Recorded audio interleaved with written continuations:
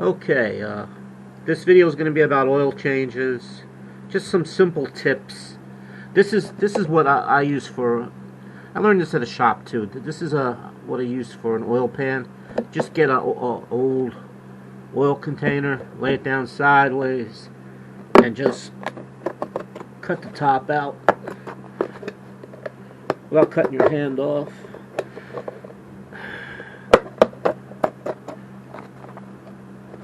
That. There you go. There's your oil pan.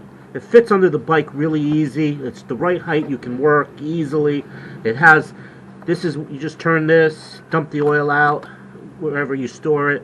I store it I buy a 5-gallon container from Home Depot or Lowe's with a top, store it in there, and then I'll drop it off at a gas station. Okay? Not a gas station. It works anywhere that works on cars will probably take it. If they have a storage container, they get paid for it. They'll usually take it. All right, that's pretty simple. But you know, while I'm doing this, since I cut a 2-cycle oil container, I'll talk about the 2-cycle oil while this is separate since I'm doing this. This is like probably one of the most affordable ones, and I've noticed that this burns dry. It's not, it comes out dry, while like a synthetic or half synthetic kind of burns more like it's like a wet burn. It's sort of like a steamy burn, because the synthetic stuff doesn't really burn. Kind of burns a little, and then it kind of steams up. So it works. Technically, it probably is better for high performance bikes because it stays wetter. So the more Syntec is in it, it's kind of, to me, it's more of like a wet burn, sort of like a steamy wet burn, rather than like a dry burn from like an old oil, which it completely burns. I wouldn't say completely. Let's say mostly.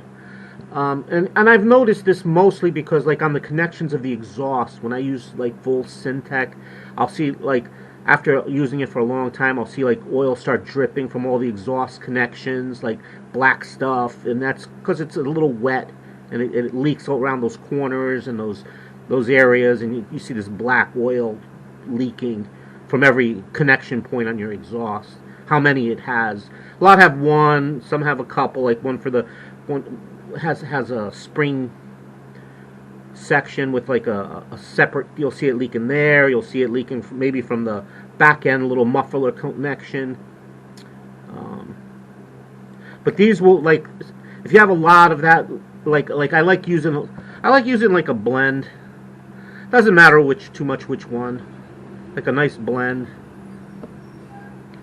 A full Syntec maybe on the really high performance bikes. All right. There you go. It's dripping oil right now in the pan. Be careful with that nut. I mean, at the shop, a lot of bikes came with that stripped. The oil in this is really clean, but I don't know. I'm changing it anyway. It's been a long while. It's been sitting in there for a long time. Even though I don't ride this bike a lot, but I'll figure I'll change it anyway. Alright. Sometimes this oil bulk gets stuck, and it's really easy to strip it. There's a way I do it sometimes to make it a little easier. It may work for you, it may not. It's just the way I do it, and way I learned a little bit at the shops too from people. You get a regular screwdriver. I keep this one nice, and I sometimes even grind this, keep it the edge perfect. Put it in here. This has a square shank on it here, so what I do, I try to get one like that, and I use a wrench right here. This way I can just focus on keeping hard pressure straight on it and just nudging it. See? And there you go. You got it. It's off. This way you're not moving it all over the place, trying to force it with your hand power.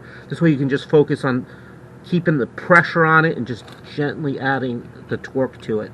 All right. The oil, just use a non-detergent oil, 30 weight. Just a basic, any basic one gives. The more basic it is, the more grip. I found you get on the cork of the clutches. The fancier it gets, man, I don't know. I just some of them I've had bad luck with. Unless they put something in it that actually increases the grip, I don't know. But I just found like the best grip I've gotten from the clutch is just basic 30 weight non-detergent oil. I'm sure people out there might have found something better here and there. I don't know, but I've also had worse by trying other things. The things seems like they add extra things. It just didn't really do anything except make it slip just a drop. Any detergent that gets in there, man, it's gonna make things miserable for a while, even after you clean it. It's gonna slip for a while. So that's it. Okay, see this spout? This is the quickest way to get the oil in the bike really fast. I got this spout from Lucas, a small size of Lucas oil, 2-stroke. But you can get this on other type of products if you look around in an auto supply place. But I put this on here. Tips cut nice and big, just the right size for there. I keep the flat side down. Put it in the hole and just squeeze. One long. There you go, it's flying in there. Then you just do it again. Get some air back in there, pump it again. A little bit more. I only use it in one hand, so I'm not squeezing that hard. I usually pump it. That's it, it's full. It's dripping out, see it? Okay. Alright, that's the oil change tips I have. They're just little tips to help a little bit, And this is just a little extra stuff. Since you're doing that, and if you notice that your electrical, you want to work a little on your electrical system, just give it a little cleanup. This is something you can do once in a while, maybe once every, I don't know, 2 to 3 years, 4 years, depends how much you ride. Alright, this is a spark plug wire. This is an old beat up one I have here. So what you do is you unscrew the spark plug connector. There's a screw in there, and you just unscrew it like you do any other screw, left and right, similar, same thing. And you cut a little bit off the end like that, see? So you got a nice clean piece there. You got a nice clean copper piece. You use like the 12 gauge on the stripper, and you strip a little bit off. A very thin piece off like this. Go around in a circle, gentle. That till you cut a nice little section off. Then you pull it.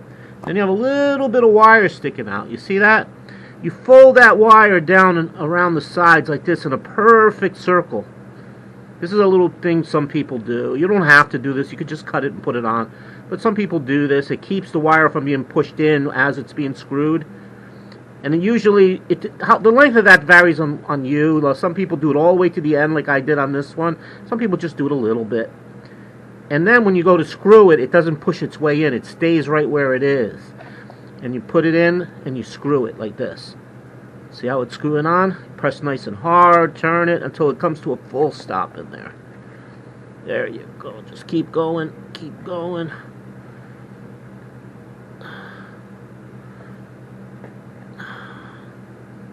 There you go. There you go. That's all locked up in there. You can't turn it anymore. And then you do the same thing for the other end, to the CDI. Just cut that. Do the same thing. You cut it. Cut a little piece off, nice and clean. You have a nice clean edge. Then just put it over to the 12. It's a thick wire, that wire. It carries a lot of voltage. So go around, gentle, real gentle around in the circle. Then you got a little copper sticking out there, and you just with your nail. Well, I got big nails. If you don't have nails like I do, I always grow nails like insane. 3 days I've got to cut my nails. I don't know why. So you fold it over like that. You can use this little screwdriver, whatever you have, a knife, Knife would probably be better. Small knife if you don't cut yourself. And you flatten it, and then you screw that into the CDI, and you got perfect new connections. That'll start getting your electrical system cleaned up, and then these kind of connections are on your CDI sides, and they tend to come loose a little sometimes. So you just take a little needle nose and squeeze each side of the connector just a little bit, tighten it up. I'll pick up the camera and show you where everything is and so forth. All right. Now here's the other part where the CDI is. There's 4 wires in there. There's usually 1 white, 1 red, and 2 green. The 2 green, one of the greens goes to your ignition. And when you turn your ignition on, it ungrounds it. So it shorts the system out and then it unshorts the system, and it runs. It's that simple. But these tend to come loose. You could also put, like, there's this cream you could put on there to stop oxidation and electrolyzation, where kind of things kind of weld together. It stops all kind of weird stuff from going on there. You can put a little bit on it, very little on each one if you want, and then put them in tight. You always use a little small plier like this to pull them out. See this little plier?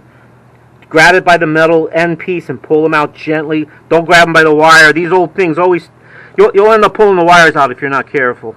Alright, and collect tools like everybody, when you get into this, you got to start collecting tools. You'll end up with so many specialized tools. You'll run around gathering your tools, spending more time doing that than actually doing the job.